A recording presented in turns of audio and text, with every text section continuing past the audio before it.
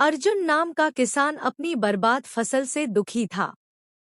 तभी एक सफेद कबूतर आया और खेत के एक कोने में चोंच मारने लगा। अर्जुन ने वहां पपीते के बीज बो दिए।